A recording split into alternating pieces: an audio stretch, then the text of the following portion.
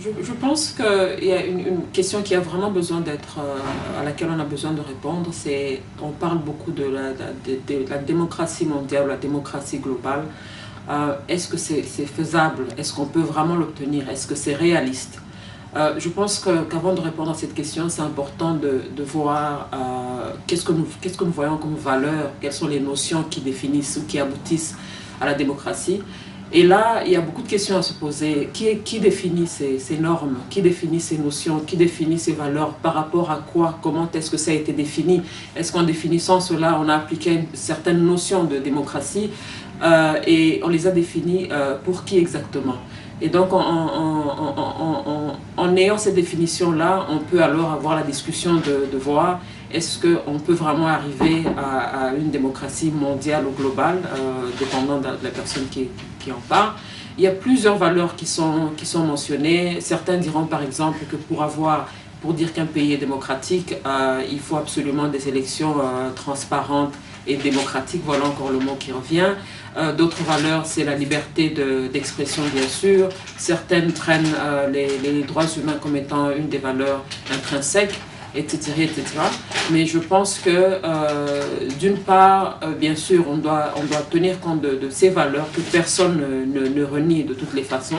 Mais d'autre part, on doit être en mesure de mesurer chaque notion qui nous mène à la démocratie. À chaque fois qu'on définit une notion, une valeur, on devrait être en mesure de la mesurer, parce que c'est très facile, bien sûr, de parler de manière théorique, mais on doit être en mesure de la mesurer pour qu'on arrive à une mesure pratique. Alors, est-ce qu'on peut arriver à une démocratie mondiale ou globale? Je pense que ce que je voudrais quand même souligner ici, c'est que pour certains d'entre nous qui sont ceux qui vivons un peu sur terrain, les bienfaits ou les méfaits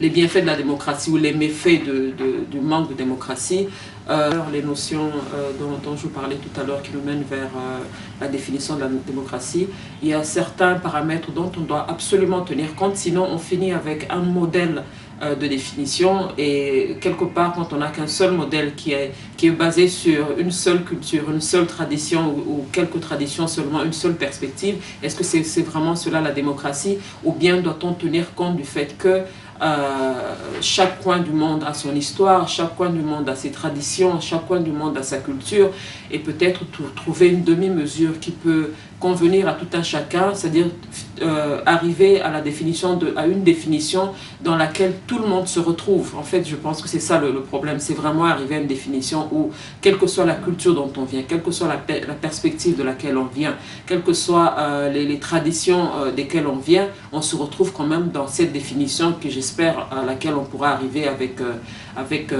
cet atout.